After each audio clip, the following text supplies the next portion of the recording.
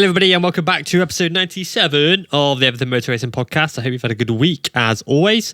Sorry it's a bit late. As always, we can't get our schedules to line up, which is why we haven't got Cameron today. Way! So it's just myself and Lauren again, who hasn't left the podcast. She's just... I'm here. Don't worry, guys. My avid fans have been asking about me and I'm all good. I'm all good. Yeah. Just busy. You're all good. Yeah.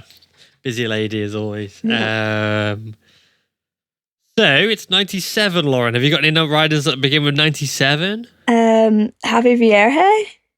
Yeah, that's a good one. Correct. But that's as far as my knowledge goes off the top of my head, I think. Okay, there's a few.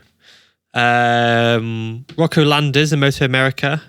Okay. 4-time Moto America champion. He also run the rookies. I can't remember if he won 97 there as well. Also, we did miss Tara McKenzie the other week, and we missed Brandon Pash last week. So if we miss any others, please let us know. And Jacob Hatch, of course. I think I did say Jacob Hatch, though, to be honest. Yeah. Can't remember.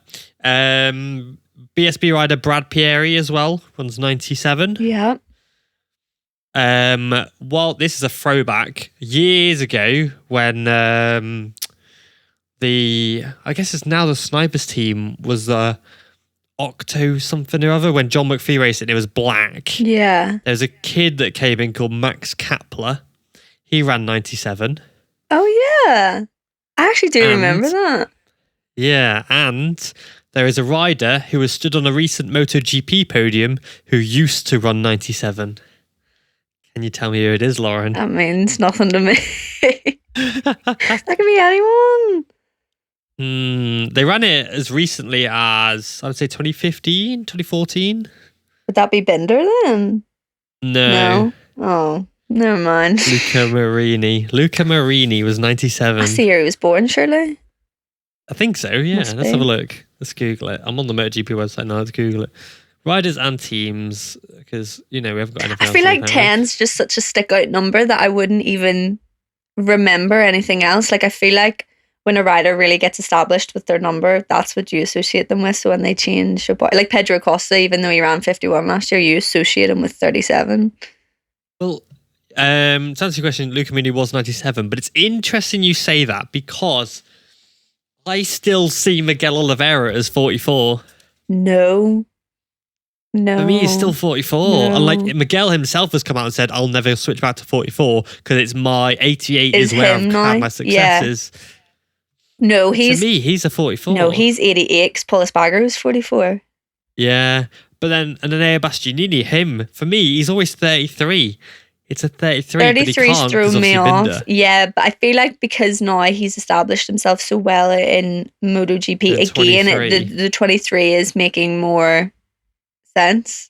That doesn't make any sense what I've just said, but that is exactly what I mean. Like, yeah, when a rider establishes themselves and they get the good results and you see them cross the line, and there's something about it, when they win with that number, you do associate it more. Yeah, I guess so. Like Jorge Martin switching from 88 to 89 was a weird one. But no, he's an 89 rider like that. I couldn't see him riding 88 sticks. again. No, and like Jack Miller when he went from 8 to 43, like I could not see him going back to 8. Like 8 would be weird now. Jack Miller is 43. Yeah. Because they make it part of their personality, though. I feel like every rider does that because maybe it's their logo or whatever it is, and like you consume that. Subconsciously, you do just associate. Maybe again, that's just me. I always associate the riders with their numbers, which is weird considering I don't know any rider numbers when we come to ask every week who rides what number. But like, yeah, for the most part, I do associate certain riders with certain numbers. Yeah. What about, I think there's one ride on the grid that would change, which is Marco Bezzecchi. I can see him going back to 12 because I'll send you a photo of his number. Well, yeah. As you can see, he's got the 2. But was that not Maverick? Maverick is 12, yeah. So if Maverick leaves... But did Maverick not used to run 25? He did, yeah. That confuses me. That really confuses me because in my head, I still see Maverick as 25 because he ran that when he first went to Suzuki. Yeah, he did, yeah. And then switched it. And it was at Yamaha with 25 for a little bit. A little bit, yeah. Yeah, but Bezzecchi, his number has 12 in it. But there's just like a little red line that separates it and makes it a 7 instead of a 2. I could see him maybe switching back, but he's probably the only one. Yeah, that I can think of. But yeah. Yeah. But yeah, anyway. And Pecco's a good weird one because he was 21, then 42, now he's 63. I couldn't see him changing. But I feel like that's why, is that not the whole like thing that they did last year when he won the championship? Yeah, because they had the whole It's the thing, two numbers that make the 63, and that's why he rides 63. Yeah, that's right, yeah. Because, well, 21, double it, you get 42, triple it, you get 63. Yeah. And so, yeah, he's just kind of gone plus equals that. But yeah, this is a random tangent, isn't it? We're just trying to get the minutes up. That's it, yeah. I mean, I can't think of any other 97s. So if anybody knows any, probably some major ones that we've completely forgotten, please let me know. I'm sure you will. 97, I'm just thinking, like, I'm sure there's one. No, you got Budget Gomez 198, I think. 97, yeah. No, there's none in the current crop of riders. But yes, it is Le Mans this weekend, and I think the major talking point is the fact that I don't want to spend too much time talking about him because it seems like every podcast we spend ages talking about him. But Marc Marquez is back this weekend.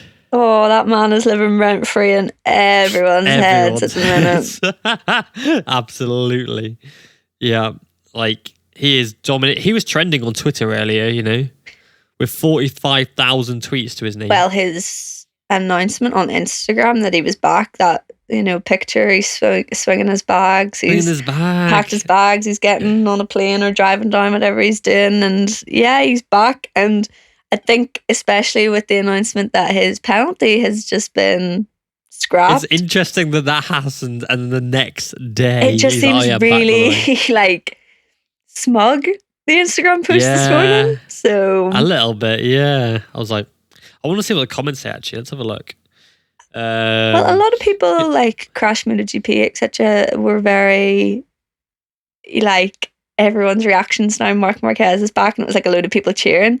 I think it's going to be a very 50-50 reaction to him being back. Yeah, all the comments are positive, to be fair. But then if I go on my own Everything Moto Racing thing, it's got like, take your penalty, and then like, oh my God, it's full of bots, these comments. Jesus Christ. Oh my God, there's like 5 of them. Oh my God, it's some Judith person. I go on Facebook because that's where it is. Someone said, you know that point when red wine starts getting that vinegar smell? Oh, that's really harsh. Yeah, but then there's like Facebook, everyone's like, vamos. My dad's age. Yeah. Everyone's just like angry, or someone's like, he's the best rider in the world, and then everyone's like just angry or annoyed that he's back. That's the thing. I very rarely see people being very on the fence about Marc Marquez. It's one or the other, isn't it? Well, I feel like it's like that's the narrative that's trying to be pushed. You either love him or you hate him, which is weird because I would say I'm very 50-50 on Marc Marquez, because I'm quite 50-50 on him as well. Like, you have to respect the comeback and like everything that he's done, and like how unreal he was for those years that he was dominating the championship. But then he's done things that are a bit questionable, and you know, there is that sort of, should he be maybe thinking about retirement, and should he be wising up a bit in some of his moves that he's doing, considering he's one of the older ones on the grid. Like, it's so 50-50 at the minute, I think. And I think it's weird that people are trying to push either you have to love him or you have to hate him. Yeah, it's like I think you can be definitely 50-50. Yeah, absolutely. But yeah, he's an interesting one. He seems to spark controversy wherever he goes, even if it's not his fault, because Honda obviously contesting the penalty that he got wasn't Marquez's fault. That's just knowing the rules. Honda did everything right. They did it perfectly. Yeah. To be honest, I don't blame them. And if anything, I respect the hell out of them for doing that, because it kind of forced them to kind of buck up and sort themselves out a bit, you know? Yeah. But yeah, it's an interesting one. The fact that his penalty has, as we now know, has been overturned because they couldn't make the decision within the certain time frame. It's an interesting one, to say the least, because Honda did the right thing, and you know, it kind of, because we're always talking about these penalties that are going on, and Brad Binder even came out and said that he was scared to overtake Pecco on the last lap because he was scared to get a penalty because of it. And Honda have shown that there are ways to get past these penalties and things like that, and it'll obviously force the FIM to be a bit more strict in what they do, but we need like some hard set rules, I think, for these penalties and what you can do. Like I've said recently, like at the weekend in the World Superbikes, Danilo Petrucci forgot to put his chest protector in and got disqualified from the race because of it. When Fabio Quartararo opens his suit mid-race, rips his chest protector out, and then rides with his bare chest open for 5 laps or whatever it was, he gets a 3-second time penalty, and you're like, where's the consistency? Maybe Fabio's incident has then forced them to go, right, no, we need to do more than this when a rider doesn't wear their correct safety equipment. But in the same way, it's like, why didn't you just DNF Fabio back then, kind of thing? And we have these rules, like I've said, with Pecco and things like that, when riders get taken out and all that. And why was Marquez a double on a penalty, whereas other riders like Takaaki Nakagami get nothing? I've butchered that completely. But why did Nakagami not even get penalised for taking Rins out at Mugello last year? And that was a repeat offence as well from Taka Nakagami. Yeah. Which... And then Catalunya obviously was... Yeah, and you're like, why is he getting away with it? And then when Fabio touches the line... Fabio touched the line at Jerez coming out and obviously copped a penalty for that. Axel Bassani at Catalunya also touched the line, didn't get a single penalty for it. When you watch Fabio's one back as well, it almost was heartbreaking because you could see he was actually just looking to see how to enter the track safely because he didn't want to cause any chaos, and he slotted in correctly. And you'd actually rather, me, if I was a steward, I'd rather a rider actually look at those around him and trying to be safe than just joining back, not knowing what's going on. And he didn't touch the green, he touched the white, and that is then where is the line? Where's the line, John? I thought it was when you touch the green, or what is it? I feel like it's just a bit, I don't know, it's all over the place. It is, and we need these kind of rules to be set in stone and things like that. And I do think Marquez should have been penalised and should serve a penalty. The wording is basically that he has missed the Grand Prix of Argentina, so that is penalty served as far as they're concerned, because he served it through injury. But it's no, I think Marquez still should serve a penalty, but because they've just had this absolute screw up, it seems majorly consistent with MotoGP and Dorna and everybody involved that they just can't seem to get anything right. We've had races like Kazakhstan come on the calendar and then be removed before the track's even really ready because it's not even homologated, and circuits that have not even been built yet that we've already announced, like the circuit of Wales from years ago, that were like, oh yeah, they're going to race there, and yes, it's going to be on this calendar, and it's like the circuit isn't even built yet. What are you doing? Well, Finland? It just seems to be like a clown show. Yeah, Finland for years, it's like an absolute clown show of a championship, it seems, these days. And again, they're just looking even more unable to do their jobs with this whole Marquez penalty saga. I think they're trying to make the sport bigger. That is what they're trying to do, and you can see it by the fact that they changed Marc Marquez's media scrum to an exceptional press conference. Yeah. What the hell was that all about? They're just trying to create noise, and they're trying to announce everything at once. They're trying to make it exciting. They're trying to then keep things on track exciting, but the way that they're doing it, it almost seems like they're trying to control the on-track action. And you can't force a narrative. Yeah, you can't do that. You can't create bad guys. You can't create good guys. You can't do that by trying to pull the strings on penalties and who gets what and who doesn't. You need to let that happen naturally. You need to let the battles happen on track and let these things form naturally, because over the years we've had that, and we love all that racing from, say, 2019, backwards is all organic racing to the most extent, but what the battles on track is what makes the sport exciting, not from the outside looking in, looking like it's a bit of a puppet show. Yeah, because it just looked bad. Like, we always talk and clown like F1 because they're similar, where they have like stupid things that happen, and even like when they go PR mad and they do these weird like little intros like they did in Miami and stuff like that. And, they're horrendous. Yeah, absolutely. But people still bad. watch it because... And it gets people talking as well. It gets people talking on Twitter. But it's like in a way of, oh, this is cringe, not in a way of this is absolutely destroying the sport with how badly you're managing things, like making jokes about Max Verstappen just going to retire because he doesn't want to be there anymore. Like, that's just jokey. People are still going to watch that. People turn the narrative on the likes of Max Verstappen into making him look like this bad guy sort of thing, and all that hype around that, whatever. But the on-track action in F1 has had a few questionable calls over the last couple of years, but the on-track action is there and it's not really being played around with.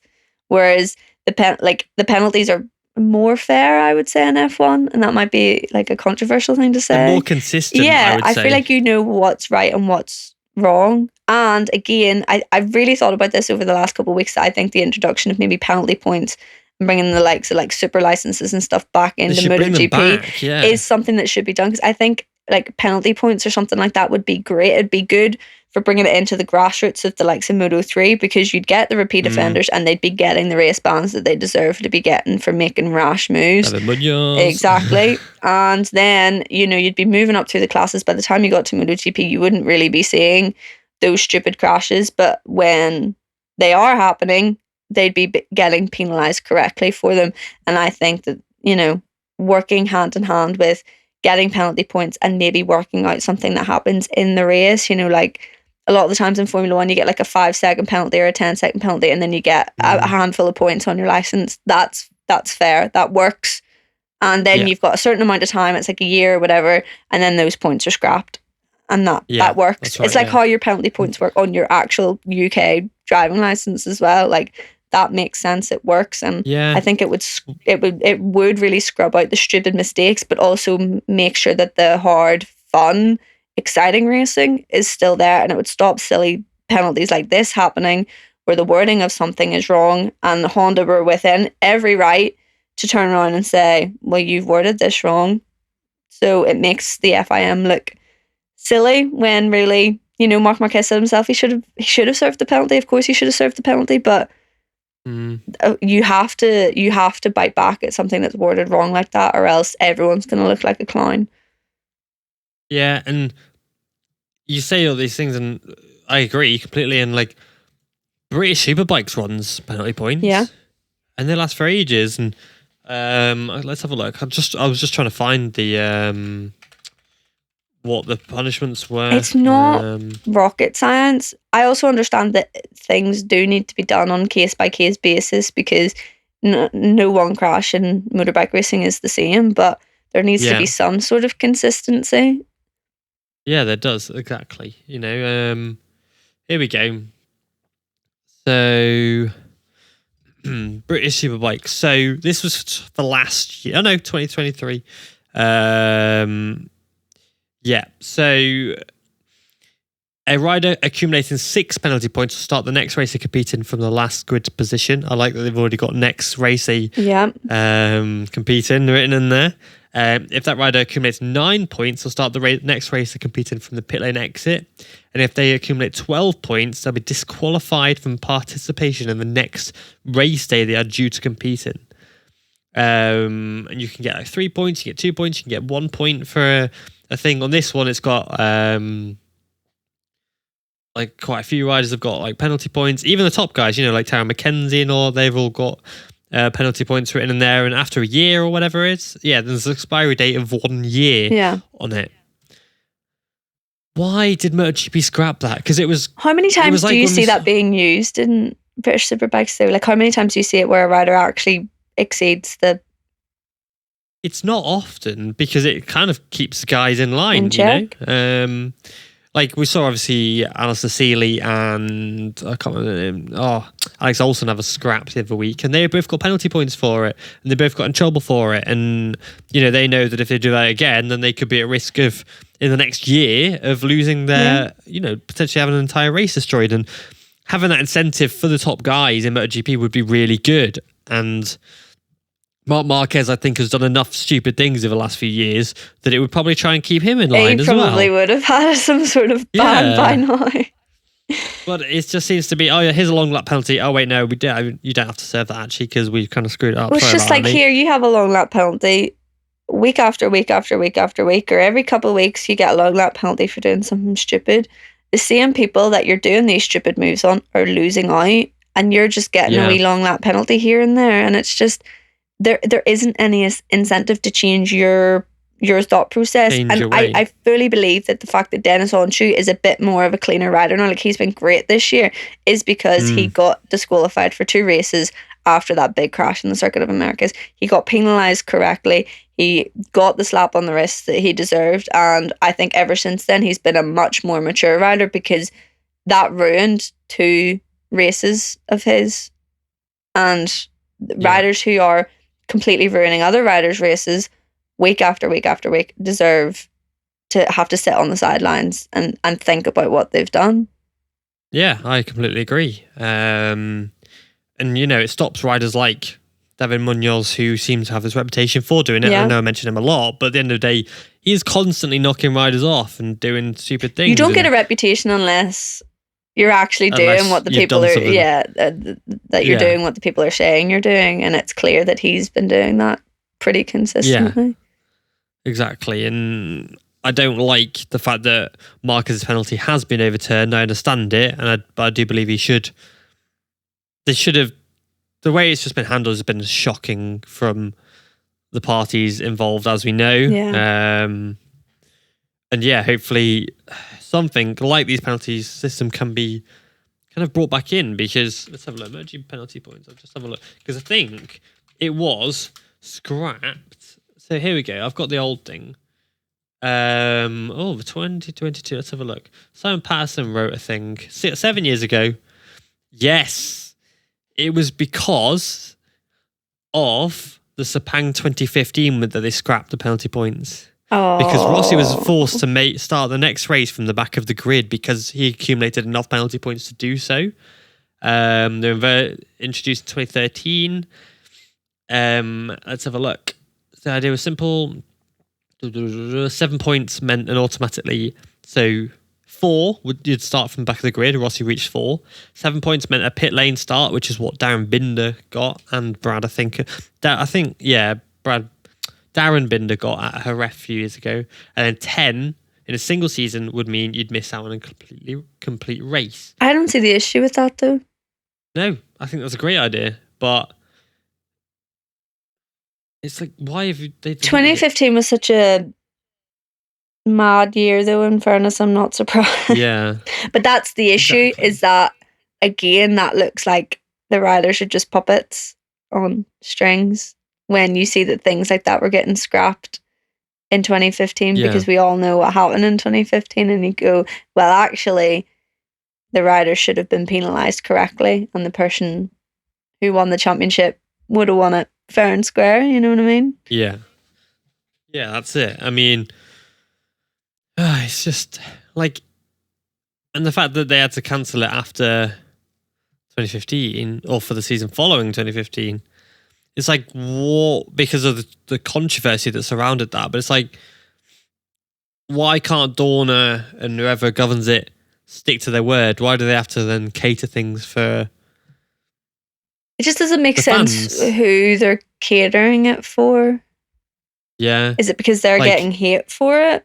It's because they got hate because obviously Valentino Rossi lost the championship for it. Because that's just silly. I don't like the fact that they keep saying that they're doing stuff for the fans, because I don't think that they are. But no, the riders are on track week after week after week, and they're telling us that there's issues here and that they're scared to make overtakes in case they get penalised for it. Like, what is the point in racing if you can't even make an overtake on someone? Are we just to line up on Sunday and just finish in the exact same positions that you started in? Like, why? We aren't Formula One. We've never tried to be Formula One. Why would we do that? Yeah, it's like, did you see the thing on Twitter? There was a sheet someone made that was like an FIM overtaking permission thing. Yeah, that was really funny. It looked really legit as well. I first read it. I was like, wait a second. And then I was like, oh. I was like, wait, what? Because Fabio even said, like, do I need to ask permission to overtake people now? Well, like, not about that, but when he got penalised last year. Well, his friend Tom actually reposted it to his story. So that tells you everything you need to know about that. Yep. And it just seems to be that even the riders, like, if Brad Binder's coming out and saying, oh, I didn't want to get a penalty because of it, Fabio's coming out and saying the same things. It's like, clearly something is majorly and drastically wrong here and needs to be sorted out ASAP. Yeah, but this isn't the first time in the last couple of years that the riders have made it very vocal on how they feel about how the championship's going, and nothing's being done about it. This isn't the first time, nor is it going to be the last time, unless they sit down and maybe get a proper riders commission and some sort of board in place where their opinions are actually going to be heard. You know, the likes of Alicia Spagro, who's been banging on about it. Let's put it in place. Let him be the spokesperson. Let's sit down and actually create a proper riders union. Well, yeah. First, I think that'd be really good. Like a riders union would be fantastic, and I think. Speaking of Aleix, he has basically come out and said that, or hinted that he will retire at the end of next year. Interesting. Which would be perfect for him to come out and be a test rider and potentially a manager of said riders' union as well. I think Aleix on track knows that it's maybe time for him to take a step back. Because he said it was too much on the track. Yeah, he was like, I'm getting sick of it kind of thing. Yeah, I think he's realised that. Which is sad because he's the best he's ever been at the minute. Yeah. And it just goes to show that, okay, yeah, maybe the results don't come in the first couple of years. You've got to persevere. But in terms of like how outspoken he is, and I don't agree with his opinions all the time on some things, but he's very outspoken, and he'd be the type of person that would be a good spokesperson. I think he would.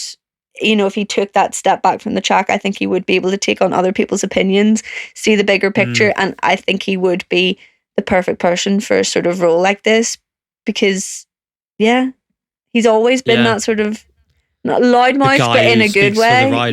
He speaks for the riders, you know, and I think he'd be really good to manage something like that because he's not afraid to speak his mind, as are many riders like Loris Baz, for example, as well. And I think as a rider, when you are a rider, having that union could create problems, but if you're away from the circuit, you can do other things. And it's not like riders don't group together and stop things as well. You know, you saw in F1 years ago in the American Grand Prix when a load of drivers just pulled back into the pits and boycotted the race. Yeah. And then back in the day, oh God, I can't remember what race it was. It was like Wayne Gardner and all that. Or something. Like they literally all... And they all just boycotted didn't race. Stuff. Yeah. Yeah, and then at the TT again, you know, riders didn't like that, so they boycotted it. And at the end of the day, there is a point, I don't think it's at that point yet, but riders could easily come around and go, this is shit, what you're doing. Like, we're not going to race unless you sort this out. You know, I think we were close to maybe seeing that with sprint races. And I think as more riders are getting injured and more things are happening, like Anea Bastianini's going to have to miss this weekend again from the injury that was created in the sprint race. Miguel Oliveira, although it was in the main race, but he is again having to sit out of another race weekend. It seems that enough riders are talking about it, but this is they're not a united force. But they're not doing. Yeah, it's not a united force. Yeah. So you're just hearing a handful of riders complaining about something, and you're going, okay, like it's clear to see here that they have the same opinion and they're not really a big fan of this. But then that's the end of it because it's not a united. We need to stand up against this. We need to actually sit down and go, this isn't good for the riders. It isn't good for the fans. It's not good for the teams. Yeah. That doesn't happen. And unless that happens, we aren't going to see the big changes that we want to see.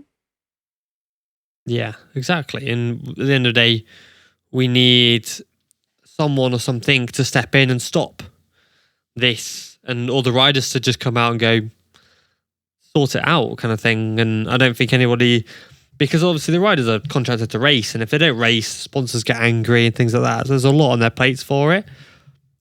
But it's just getting worse and worse, it seems, with the penalties, and the fact that Twitter was just ablaze with people, even like top riders, complaining about the penalties and things like that. shows that it is, and like everywhere you look now, people are taking the mick out of MotoGP and like, oh, it's going the MotoGP way. I was at the BSB the other weekend and everyone was like, oh, it's the MotoGP way, of it being too much and these penalties being too strict and things like that. And then you watch World Superbikes last weekend and penalties were nowhere near as bad. It was a bit silly with Bassani, for example, not getting a penalty for a long lap. Yeah.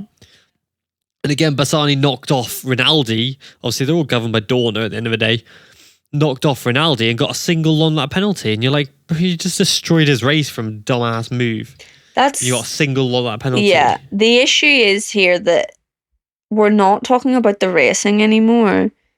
Like, Jerez was solely on the penalties that were given out at the weekend. Yeah. And that's a massive issue with the fact that you can't go.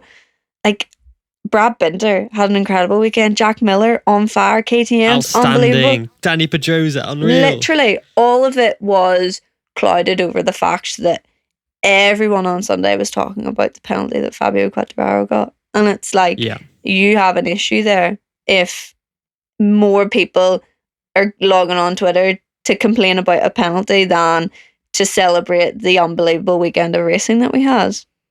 Yeah, exactly. Like, it's just a shame, really, because then it just makes the championship look like a joke. Yeah. And that's not what we want for MotoGP at all. But yeah, I think maybe time to move on because we spent half an hour talking about that. Yeah, we got a bit heated. So I'll go to Francesco Bagnaia, who seems to have gotten back in the driving seat again as being the MotoGP title favourite because everyone was so nice to him and basically just crashed out of the races that he did or didn't do too well. So he now has a championship lead still, really, taking it from Bezzecchi. He has, what's 87 minus 65? I can't remember off the top of my head. 22. He has a 22-point lead after 4 races so far, which is pretty horrendous in a good way, but horrendous for the sport that we're seeing someone dominating this early on with a 22-point lead. There are obviously 37 points up for grabs this weekend. It's a track Bagnaia goes very well at. He led the race last year for most of it until Bastianini applied a little bit of pressure and Bastianini crumbled and crashed out second after he was overtaken. But it is a circuit that Bagnaia likes, which is scary for the rest of the grid because it really should not be a Ducati circuit in the slightest, but it is.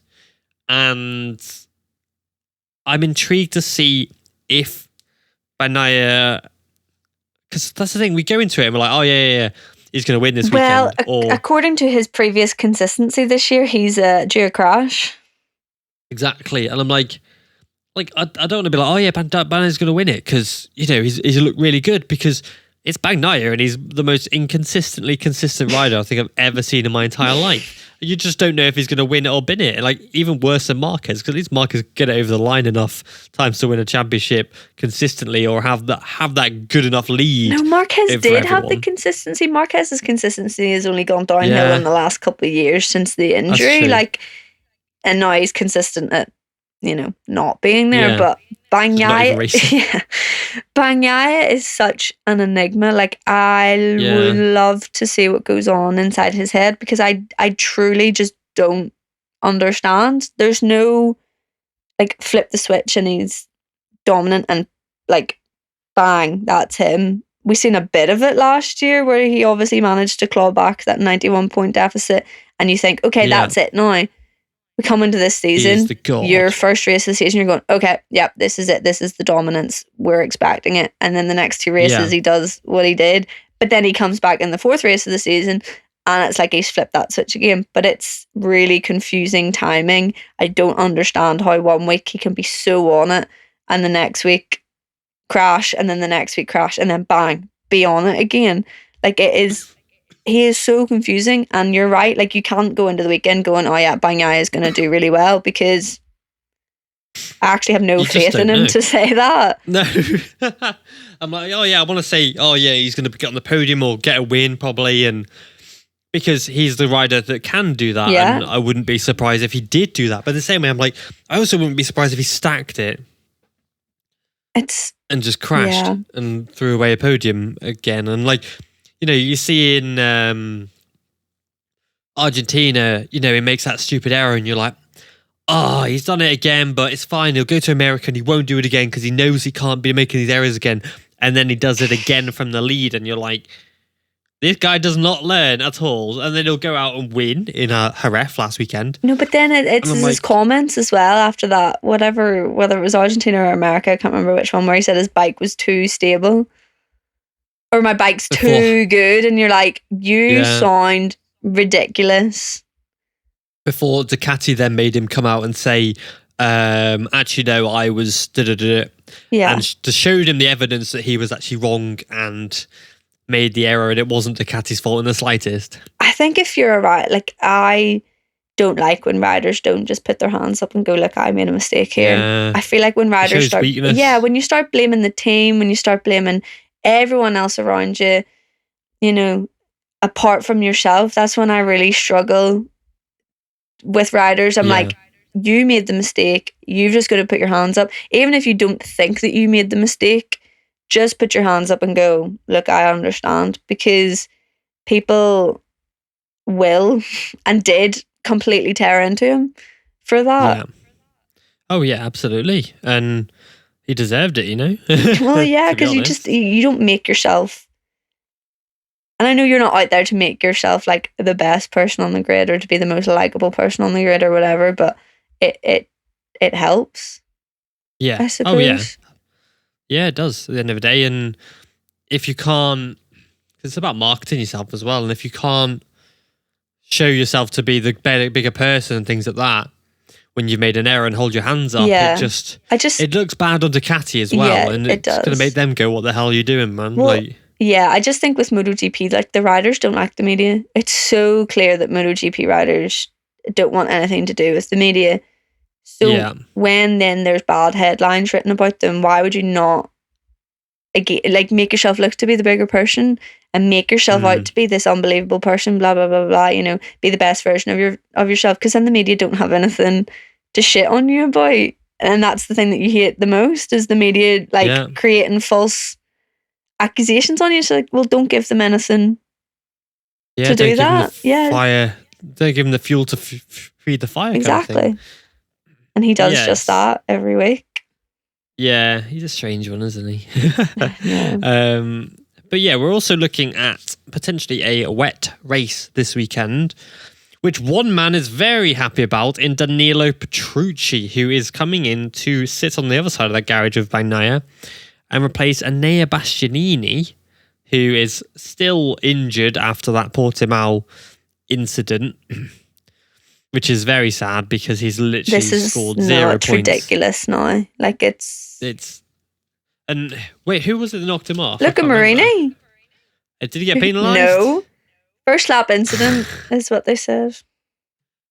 What the hell? I am a big fan of Luca Marini. I'm also a big fan of Bastianini, but this one sits so wrong with me. So wrong with me. Yeah, I don't know that at all. Like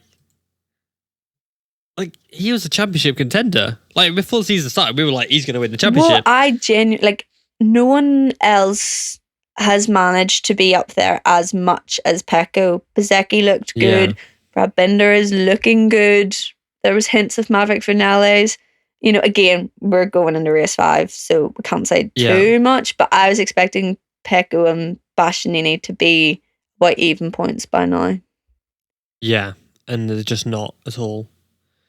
I don't think anyone else is going to be consistent enough to Pecco. I think Pecco's going to be able to make those mistakes, which we know he does, but and still get away with them. Yeah, get away with them because no one else is going to be consistent enough to be up there. Yeah. That's why Enea Bastianini couldn't fight for the championship last year, because he was good. He won 3 races, whatever it was, but he wasn't consistent the rest of the time. So that's your issue. No. I think that's going to be the case with all the likes of Brad Binder and Marco Bezzecchi. They're going to be there, but just not enough. Whereas I think that's the problem. I think Bastianini was going to be that person that was going to take it to him every week. Yeah, because he's on the same bike as him. You know, obviously the Pramac boys are on it as well, but unfortunately, I don't see Zarco being able to put enough in to be able to win a championship, and Jorge Martin the exceptional talent he is, I don't see him being able to do the same. So not having, as much as it's going to be amazing to see Daniele Petrucci back, and I genuinely think he's going to be really good. I don't think it'll be amazing because he's been away from the bike for so long, the Ducati that is. It's going to be nice to have him there, but in the same way, it's like we want Miguel Oliveira, we want Marc Marquez there, we want Enea Bastianini there. It just feels like we've been robbed. Oh, completely. Robbed of an amazing title battle. Like, KTM coming back like this is really good, but is it just a Jerez thing? We don't know. And like, you look down the order though, and you've got by now 87 points, Bezzecchi and Binder are on 65 and 62. But then after that, Miller, Vinales, Marini, Martin, and Rins, hold on, I'm going to go further, Zarco, Alex Marquez are split by 8 points. But that's all. We want that at the top. It's just not consistent enough is the issue. Like, you look at Alex Rins, bless him, is only there because he took that good weekend in Coda. Otherwise, he'd crashed out of Jerez. Yeah, he'd be nowhere to be seen. Yeah, exactly. And it's disappointing for the sport to see these riders not racing, of course. But I'm just hoping that we can have some more consistency, you know? Like, when you say, the battle for the championships on, you want it to be with like 4 or 5 riders, not one rider, and you're sort of just waiting to see, is his mistakes going to cost him, or is he just going to be able to make those mistakes and just run away with it? Well, the fact that he's got a 22-point lead and he's thrown 45 points up the road, soul destroy him, is horrendous. Like, he's chucked 45 points down the road and he's still got a 22-point lead. And you're like, what the hell is wrong with this sport? The only thing I'm like thanking for is that it's not World Superbikes. Yeah. Because with Bautista, Bautista's won every race bar the one he got knocked off on. Yeah, and Toprak won that, and he's got like 100 points. Yeah, it's nearly 100-point deficit already. So I'm very grateful it's not like that. Yeah, oh my God. I mean, it is like that, but just on a slightly lower scale level. But that's what it's looking like so far. Yeah, absolutely. Speaking of maybe potentially a different rider, though, do you think Johan Zarco has a shot this weekend? Home round, he's always gone quite well at Le Mans. I would like to see him do well. Yeah. Because I don't think he's been as good as he usually is at the start of the season. He made some incredible comebacks in the first 2 races, I think, but it was too little too late and he couldn't really make like podium or anything out of it. Whereas, I don't know, Le Mans, home race, him, like, it would be a story, and it would be the racetrack that I could see it happening at. So I want it to happen. If there's any track that it could be done at, I think it's Le Mans for Zarco. Like, he's got the home support and things like that. They're doing a little ride around the track as we speak right now, which is cute. But yeah, it just seems to be that, I don't know. I just hope to see Zarco win a race in his career, and I think this weekend he's got a good shot at it. As we said, Ducati are quite good around Le Mans already. Zarco knows the track really well. He's got the home side on his home fans on his side. It's looking like a wet race on Saturday. The stars are lining up. Let's see his record. I'm going to put no pressure on him though. Yeah, because at the end of the day, Zarco he's either on the podium or he's absolutely nowhere near it, or he has that amazing pace in the last 5 laps. And you're thinking, where the hell was this at the start? Like, you would have absolutely annihilated everyone if you just started like this. Yeah, exactly. Like, he got 5th place last year in Le Mans, a podium the year prior to that. We'll take out 2020 because they did race there, so I'm being an idiot. He got 5th there. 2019, that was the one I was going to take out because it's on the KTM. Then 2018, he retired because he crashed out of a lead. And then 2017, he got another podium. When he's been on a Ducati, he's been good. Yeah, he's been decent there. So I'm hoping that he can, show us what he's got. What about Yamaha? Do you think that they've got a shot at anything this weekend, or is it just a case of more damage limitation? Quartararo is currently 11th in the championship standings with Morbidelli 12th. So it's not even like Fabio's got that massive distance anymore and is able to like ride around the problems. The problems are very much there, and Morbidelli and Fabio are 8 points apart from each other in the championship now.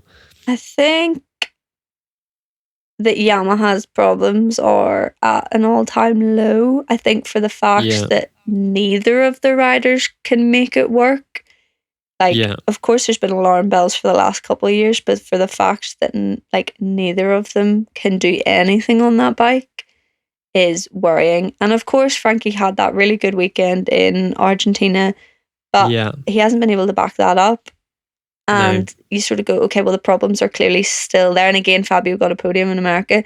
They can be up there, but at what cost can they be up there at? And like Fabio's start to the season has just gone from bad to worst. It's like, I've never seen someone have such a, well, apart from you and me, I've never seen someone have such a rough start to the season. Like, this is, and actually finished the races anyway. This is really bad. This is the worst I think I've seen Yamaha in a very, very, very long time. And I've always been a fan of Yamaha. Like, I grew up being a fan of Yamaha, and this is really concerning. And I think it's going to throw a cat amongst the pigeons in terms of the rider market, because we talked about this a while ago, and I said that I couldn't see the likes of Fabio Quartararo moving. But the longer that this goes on, the more I'm like, I'm going to eat my words so hard in the next couple of years. Because why would you ever put yourself through that for an extended period of time? At 24 years old, is he now? 23, 24? 24. Like, yes, he's already got MotoGP Championship under his belt, which will weigh a hell of a lot in contract negotiations, of course. But he doesn't really have time to be sitting around, because he's got this year, he's got next year. He'll be 25 by the end of next year, so he's still pretty young in his career. And it's still, obviously, if he was like, oh, I want to ride a Ducati, I can't see Ducati turning around and be like, nah, we don't want you, because he's one of the most talented riders MotoGP's got. But the fact that he can't, not even he can ride around Yamaha's issues. And it seems like, as Cameron very eloquently and well said last weekend, that the 2019 Yamaha is about as fast as this year's bike, but Fabio could ride that bike a lot better. Yeah. Do Yamaha need to actually just genuinely go and take those steps back to see what they can do to get Fabio up there? Because they have zero eggs in the basket for the championship at the moment. They have zero kind of ability. Like, I'm already going, they're not going to win the championship. They've got no hope of it. Like Honda, absolutely no hope. It's going to be a Ducati champion. He's going to be lucky to get top 5 if he keeps going the way he's going. Frankie, top 10 if he's lucky. Like, it's not looking good. And it's weird because both of those riders, when they first came into Yamaha, were unbelievable. Frankie, had a very good shot at winning the 2020 World Championship. Fabio obviously went out and won the 2021 World Championship. And it's like, both riders are so capable. They're so talented. And for both of them to be sitting there, like, scratching their heads, it's... and I'm no expert. I don't know how to fix a bike and make it go faster and make it go better. But for both riders, like, they can ride motorbikes. We know they can ride motorbikes. So why is this an issue?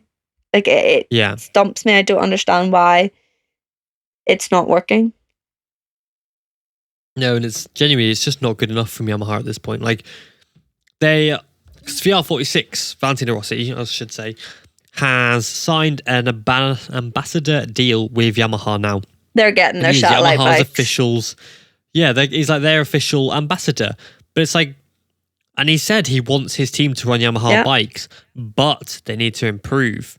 And why would Valentino Rossi, who's had both his riders on the podium with Bezzecchi taking a victory for them, switch to a bike that is currently 11th and 12th in the MotoGP standings? Like, whereas Bezzecchi's currently 2nd and Marini's 6th. I mean, Rossi couldn't... What's the incentive? He couldn't ride the Ducati, in fairness, Rossi. And no. I don't know if that would have anything to play in it, because obviously the results matter now with your current riders, and that's what you're going to want. But I think in terms of his brand, who he is, when you think Valentino Rossi, you think Yamaha. Yeah. Or I do anyway. It looks better for him. Oh, yeah, me too. It makes so much sense in terms of money and marketing. And yeah, he will always be regarded a Yamaha rider, no matter the fact that he won championships with Honda, etc. Like, it makes so much more sense. And I think, again, fan perspective, if people see a VR46 bike that's a Yamaha, you'll get more people watching it. If it looks like it used to look like, again, you'll get more people watching it. I think it's really smart in terms of marketing. In terms of performance and how they'd go, you're sort of wondering why the hell would he do that? But like, he's a businessman now. Yeah, and he's in it to make money. Yeah, and I think it makes sense. He's a multi-millionaire. Yeah. He's got the money. So yeah, it's just a case of like, I don't know, with Valentino Rossi, as much as it is his brand and Yamaha, and obviously he's got his beef with Ducati from when he rode with him and things like that, and of course he'll want to do everything he can to put his guys on Yamaha, but at the detriment to Bezzecchi's career prospects and Marini's prospects in their careers. They'll flourish, do a lot better in their careers on a Ducati but do they than a Yamaha in this current state. Do they now have their ties with Ducati because they've been Ducati riders? I think Bezzecchi definitely has a tie now that he could go to the likes of Pramac. Yeah, he could go to Pramac, yeah. Or even factory team. I think he's got that tie-in now with them. I'm not too sure with Luca Marini just because his performances haven't been as up there as Bez's yet. No. But, by the end of the season, that could be a very different story. But for Marini, I think he could ride any bike on the grid. I could see him staying with the Valentino Rossi squad on the Yamaha, to be honest. Like, I think he would stay, whereas Bezzecchi maybe would look elsewhere, because Marini knows he's safe in that VR46 But yeah, team. that's the thing. Why would you risk losing a seat in MotoGP altogether to not go to a team that you've got a seat at? Yeah, exactly. Like, for Marini, I think he would stay regardless of the bike that he's on, whereas Bezzecchi would probably look elsewhere. You're looking at a Marini Morbidelli lineup, in fairness. Yeah, honestly, yeah. I think that would be the thing. And then, because Yamaha are looking at other riders to replace Morbidelli, obviously Toprak, Jorge Martin, who I don't think has a chance. Jorge Martin, like, I don't know, he's on the best bike on the grid and he just likes to crash a lot. And he's done well, but he just crashes. The longer this season goes on, the more I really do see a massive shake-up happening for next year. Yeah. Oh, yeah, like, I can see it. Well, the major rumour, it's kind of not major, but it has come out this week. Carlo Pernat, the manager of Tony Arbolino and Neo Bastianini, has basically said that Arbolino is looking to replace Digia in the Grassini squad. We've been saying this for months now. Yeah, we have. We have said this for months, and if this comes true, I'm taking full credit for it. Even if I didn't say it, I'm taking credit for it. Like, Arbolino is gunning for a MotoGP seat. You can see it in his performances in Moto2. He's tied first of the championship. Exactly. Really. Then you've got the likes of Pedro Acosta. Aaron Cannett's still up there. He knows now in his third season in Moto2 that he needs to go now, or he's going to be stuck in a very vicious cycle of Moto2 riders that don't make it. Yeah, like Marcel Schotter and all those, like Sam Lowes. He needs to go now or never, really. And it's the perfect opportunity on a good bike and a team that he's worked with before, because he's worked with Grassini before. So yeah, exactly. Wait, Arbolino, has he worked with Grassini? I thought he had. Maybe I'm making that up. No, I don't think he has. Okay, I am making that up then. He's been a Sitch rider for years. That's what it is. Yeah, but yeah, like Arbolino would do really well on Ducati. Digio's come out and said Anea was able to do these sorts on the bike, so now it's my turn. And I'm like, okay, bro. Like, I don't know. I just don't know if I believe Digio. I don't know if he. I always thought maybe a MotoGP bike would be World Superbikes. I see Digio. Yeah, like, I thought Digio would be excellent on a MotoGP bike because maybe now have the Quartararo effect of doing okay in junior classes, but then hopping on a MotoGP bike and absolutely just destroying it and doing really well. Destroying it is probably the biased word to say, but like sending it, doing really well. But it seems to have gone the other way, or I could see him on, you know, Aruba Ducati, for example, Yeah. or on a top superbike seat and doing well there. But I just don't know if he's got it in the MotoGP sense. And with these riders coming up and Pedro Costa looking good, I could see if KTM can stay like this, I would be happy to see Pedro Costa on a KTM. Wild that they've really been working on this for, you know, a good couple of years now, and that it's finally, touch wood, starting to look like it's there, that Pedro Costa could sit on a KTM and actually win a championship, which is what they've been wanting for the last couple of years. Yeah, absolutely. Like, and it could actually play off, like KTM's biggest bet. Yeah, let's Pedro build Costa. a bike for Pedro Costa, and it might actually work rather than him. Like, him going to Honda has been a massive talking point for the last, since he burst onto the scene in Moto3.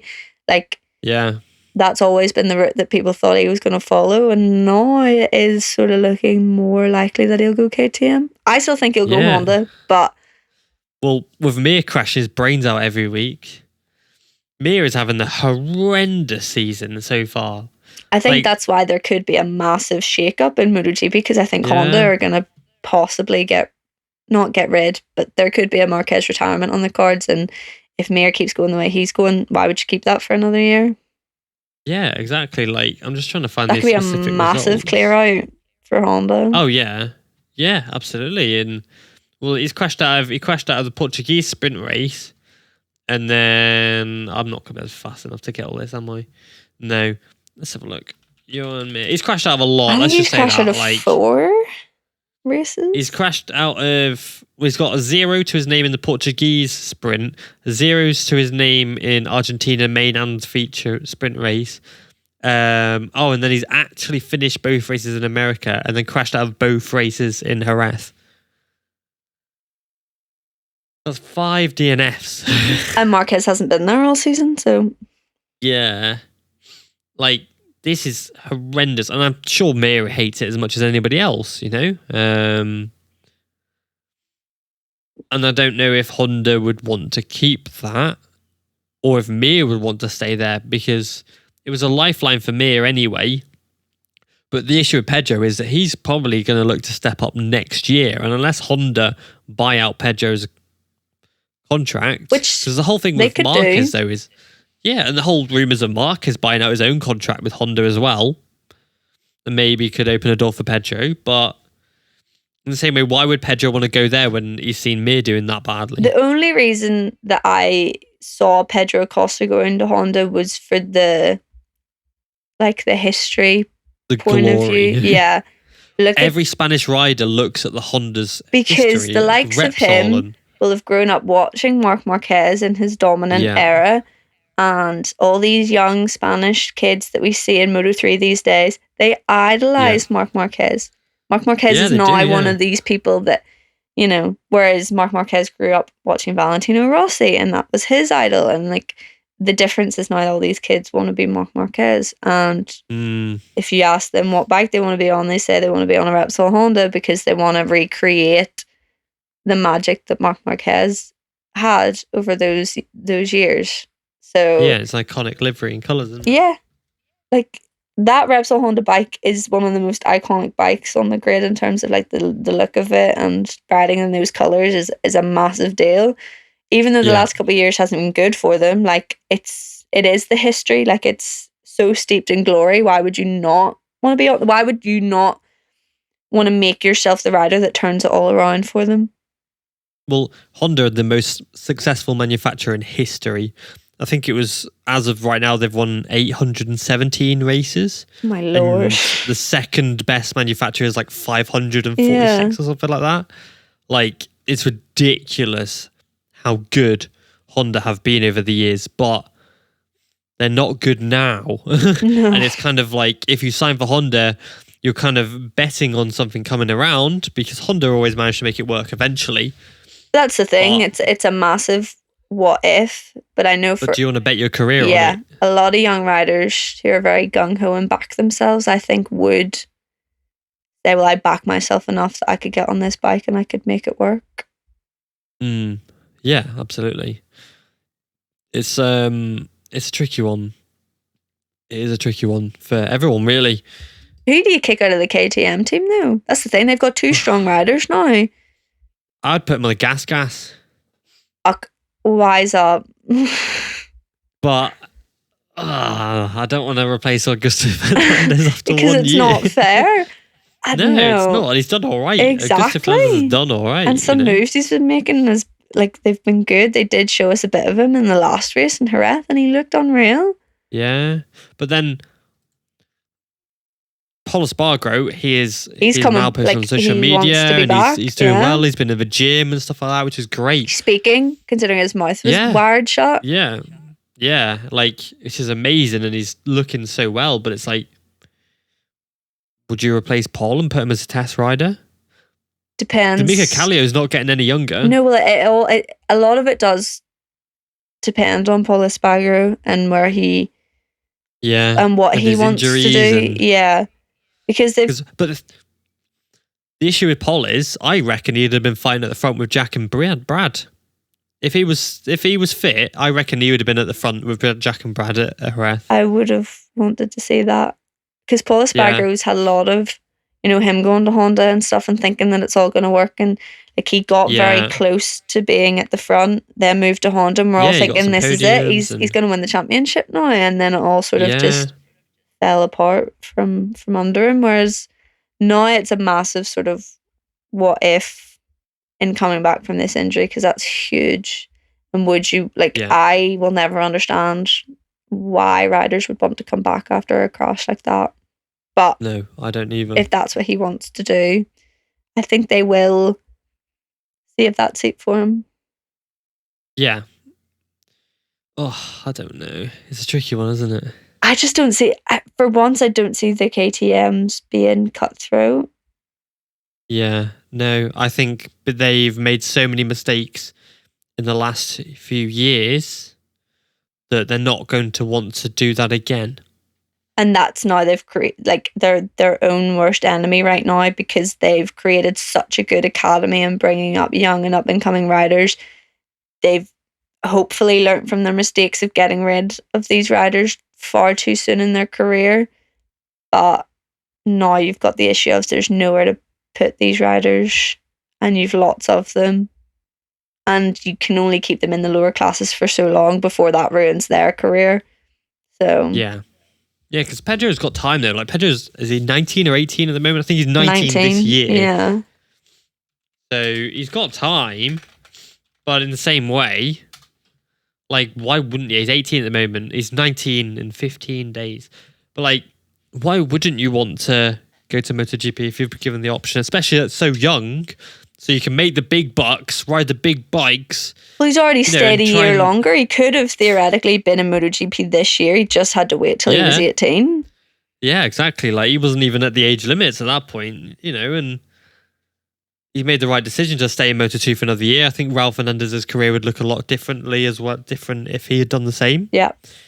Absolutely horrendous to see him doing so badly on the Aprilia at the moment. But again, the seat opened up because KTM opened that seat up for him, and questionably got rid of Petrucci or Corona, who Corona should still be on that grid, and that's the issue with bringing them up too early as well. What if Pedro comes to MotoGP and can barely finish a race, and then it's you've rushed him for his career to get him onto a MotoGP seat, and now he's off to Superbikes after 1 year, Yeah.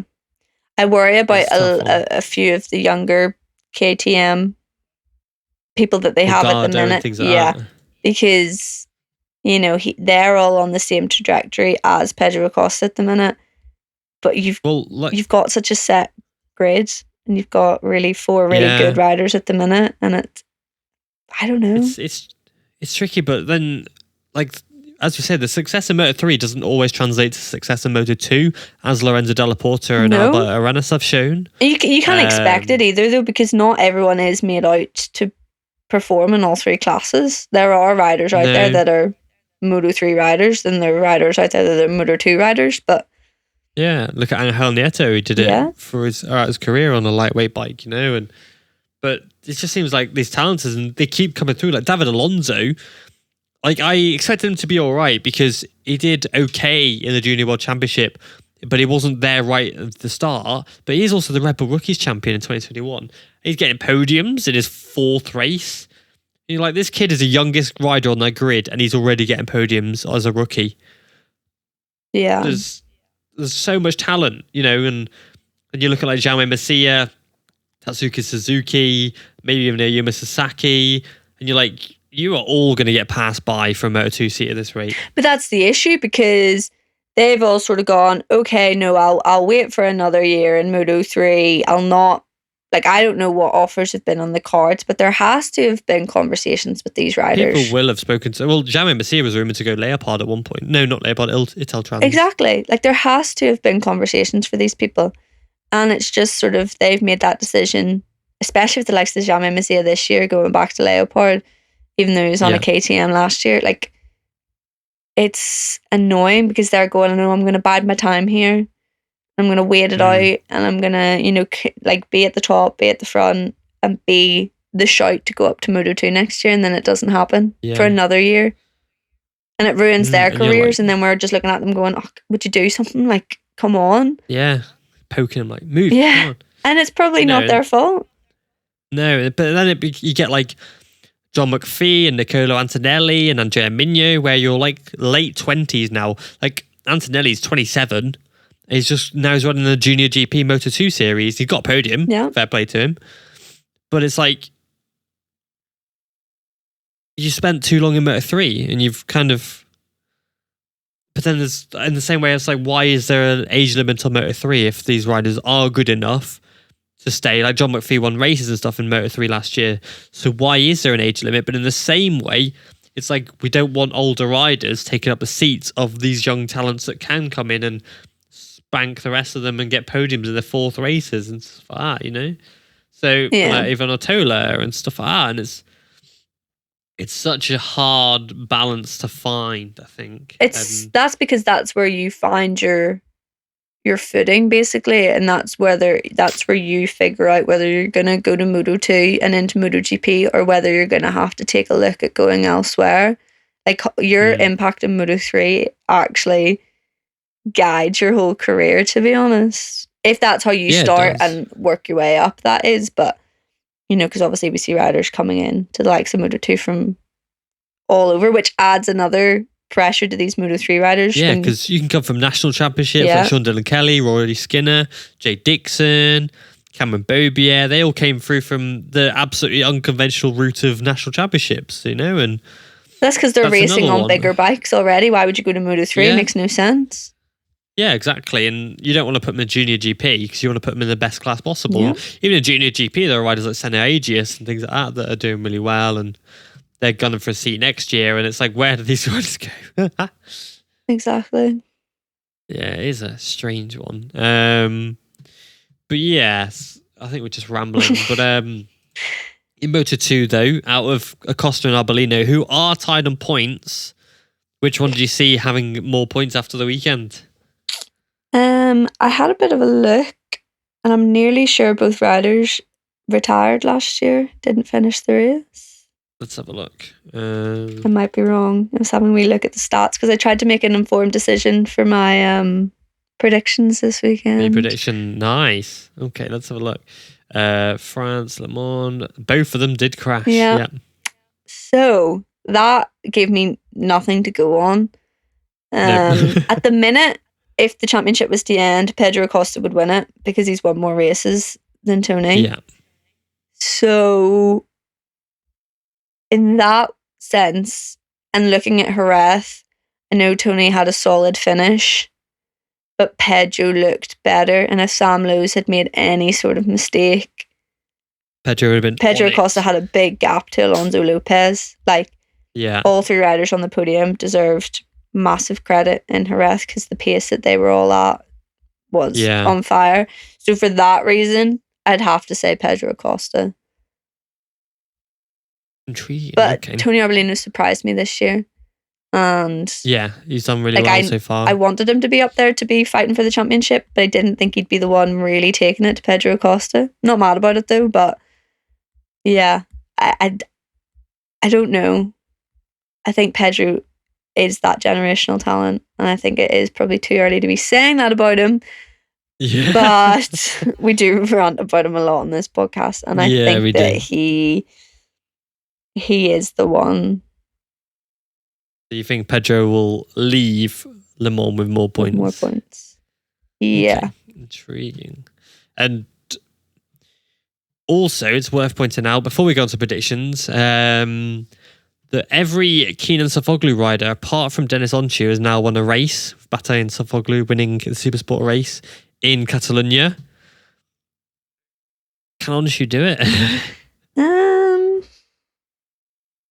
I don't know with Dennis Onchu now. I really don't know. He's a strange one. I thought he'd come in and absolutely just destroy everyone. I really with the way he ended the season last year, I really thought he was going to slap everyone about this year. Same. But maybe that's added pressure, though, knowing that now he is the only one in that group of riders that trains together, sort of in their own little academy that hasn't won. Maybe that's actually hindering him. It could be. But then Top Rack trains with them. Yeah, but Top Rack's won plenty of races before. Like, now knowing that out of that group of people that you see every weekend, like, is it something that they joke about? Is it something that maybe someone said a comment and that sat with him and he's gone, oh shit, yeah, I'm the only one who hasn't won a race? Not the only one, you know. Like, that could be something that's subconsciously playing on his mind that he doesn't even realise that is playing on his mind, and he's going, what the hell am I doing wrong here? Whereas it has to be playing on his mind. Like, because it's all that anyone talks about now when you mention Dennis Onchu. Oh, he hasn't won a race yet, you know, and it must be playing his mind. The fact that Chan Onsu's come in, his brother Chan Onsu came in, won a race and disappeared again. Like, he's already won a race, and he obviously did a full season, but he won a race on his debut. Yeah, that's got to be eating him up a little bit, you know. Are they not twins as well? Yeah, they're twins. That would make it even worse. Be horrendous, wouldn't it? Like, you are literally the same person. Yeah, and you've not done it. I think he will. I think he'll get it done eventually. I just don't know when. He will. I see more promise in him at the minute than I do with Kana and Zarco in their respective classes. Yeah, because it's basically those three from each class. Those are the guys that are who should realistically have won a race by now. Yeah, and out of the three of them, just haven't. Out of the three of them, Onchu looks the most promising at the minute, anyway. Yeah, absolutely, he does. Yeah, I agree. But yeah, shall we move on to predictions? Ooh. Sick. Right. I'm not going to read out the points for those ones again. We're just going to go with it. How did my predictions go last week? Oh, yeah, because you haven't been on for a while. So you got in total 2 points. Oh. So the leaderboard heading into Le Mans is Cameron leading with 64, myself in second with 60, and Lauren in third with 29. Oh my god! No way! You're way back. Yeah, you got Masia on the podium, and then you got Miller on the podium. Oh god! Right. Yeah. So we're gonna go with Moto3 pole position, and I'm going to go for, I can't remember who's in the Moto3 series because I'm a donkey. Cameron's gone with the guy I was going to go with, so I'm going to go elsewhere. Why would he say? Sasaki. Okay. I'm going to go with Morera. Fair enough. Who are you going with? I'm going to go with Holgado. Nice. Good shout, to be fair. And third place on the podium, Cameron went with Holgado. Who are you going with? Ortula. Nice. He's got 2 wins, you know. I'm going to go with him for victory, to be honest. I thought about that, and then I think he's going to do 3 in a row. It'd be really good to see. I think that maybe people would have watched that back now and maybe found if he has any weak points, and they'll want to capitalise on that. I don't think people are going to let it happen 3 times in a row. No, absolutely not. They'll try their best anyway. Yeah. They've got experience, like he's raced Le Mans and Junior GP and things like that, so he knows the circuit. He's raced them in the rookies as well. Third place for me is going to be Onshu. I don't think he's going to win. Second place, Cameron's gone Mazia. I'm going to go with Rueda. Ooh. Because I'm pretty sure he won there last year. Let's have a look. He got... Where is it? There it is. They didn't race the rookies there last year. That's interesting. Wow. Have a look. I can't remember where he finished in the Moto3 at Le Mans. They didn't do one at Le Mans either last year. Jeez. Okay, so Rueda isn't as clued up on Le Mans as I thought. There you go. I wonder if we're going to see like 100+ crashes this year at Le Mans, because we always seem to, whenever it rains, everyone crashes. Yeah. It is a bit of an awkward one. Yeah. Who are we going with second then? I'm going to go with Holgado second. Okay, nice. And then I'll stay with you for the winner, please. Masia, nice. Cameron's gone with Sasaki, and I've gone with Ortola again. Masia, I think, won here last year. I can't remember. Oh my god, my memory sucks. He was on the podium at least. Have a look. It was in his run of good races last year. Oh yeah, that seasonal run he goes on. Yeah.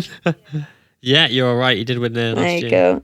See? Good memory. Informed decision making this week. Oh yeah. See if it doesn't pay off, I'm quitting. I'm sick of this. Nice. Okay, so who are you going for pole in Moto3? In Moto 2? 2, sorry, yeah. Pedro Costa. Cameron has gone the same. I've gone with Canet. Me and Cameron have gone with the same for for third place, of Sam Lowe's. See, I wanted to put Sam Lowe's there, but Sonket Chantrip was really good. He likes the rain as well. Yeah, he was good here last year. And he looked good in the finishing stages of the race in Jerez a couple of weeks ago. So I'd like to see it happen. He also sort of had a bit of a seasonal run last year. Yeah, so that's true. I'm hoping this can be replicated. Nice. Who have you got for second? I've gone with Jake Dixon for second.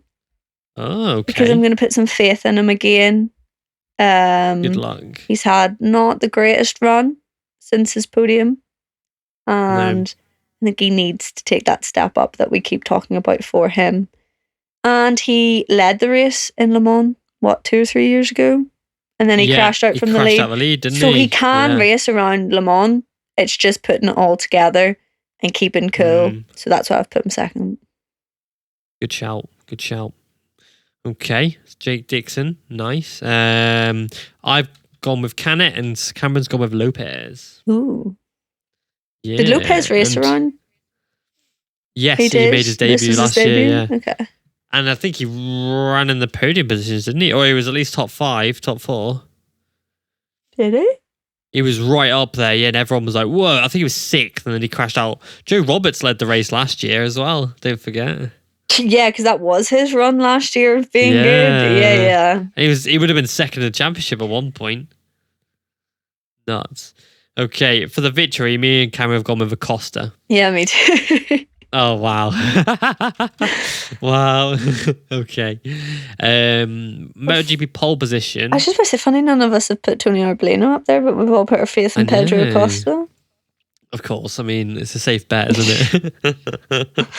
MotoGP pole. I've gone with Martin. Who are you going for? I've also gone with Martin. Aha, unlucky. I've gone a bit wild with the rest of my predictions though, so. Oh, okay, that's fine then. Cameron's gone with Bagnaia. Sprint race winner, who are you going for? Danilo Petrucci. Nice. Love that. I just want to see it happen. It probably won't happen, but anything can happen with a wee bit of rain and Petrucci on the grid, so. Yeah, that makes sense. Yeah, go for it. Why not?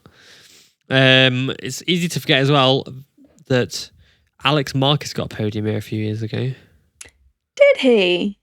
On the Repsol Honda. Oh. In the wet. Oh, interesting. Just want to bear in mind. Okay. Yeah. Not that I've picked him. Sprint race winner. Cameron's gone with Bagnaia. Who Okay. have you gone for? I went with Petrucci, I just told you. Yeah, I'm a fucking idiot. I've gone with Zarco. Okay. Not a full victory, but just training wheels victory. Do you think he'd do a backflip for a sprint race win? Oh yeah, definitely. He's been waiting since 2017. Oh, but no, because then you'll get all the haters being like, it's not even a real race. victory, what you're doing. Yeah. Because it'll not go down in his stats. So no, but it's in front of the French fans, Okay. Yeah. Third place, Cameron's gone with Petrucci. Nice. I have gone with Viñales. Okay. Who have you gone for? I've gone for Jack Miller. Nice, Again, good shout. mixed conditions. If it rains, he will be there. Could work out. Yeah. Well, me and Cameron have gone the same, but for second of Miller. Fair enough. Who are you going for? I'm going to make a late change because I did send you my predictions, but yeah, I thought about it throughout the length of this podcast, and I think I do have to back one certain person. So in second place, I'm going to go with Fabio Quartararo. Oh, okay. Home Grand Prix. One. Yeah, home Grand Prix. But he's on the Yamaha, so yeah, tricky one. Yeah. Yeah. Okay. For the full victory, I've gone with Bagnaia. Fair. Which is probably a stupid decision, but fuck it. Cameron's gone with Zarco. I hate him. I hate him so much. Have you gone with it as well? I've also gone with Zarco. Wow. Okay. Nice. We just want to see a backflip. Amazing. Oh yeah. Just for once in my life, please. Yeah. But yeah, I think that's all we've got time for today. Yeah, we just rambled for an hour and 20 minutes. Yeah, for an hour and 20 minutes. We were like, if this gets to 2 hour, we'll be great. And here we are. But sorry about that. But yeah, I hope you've enjoyed listening, and we're back next time after the race. Woohoo. Thank you very much. Goodbye. Bye.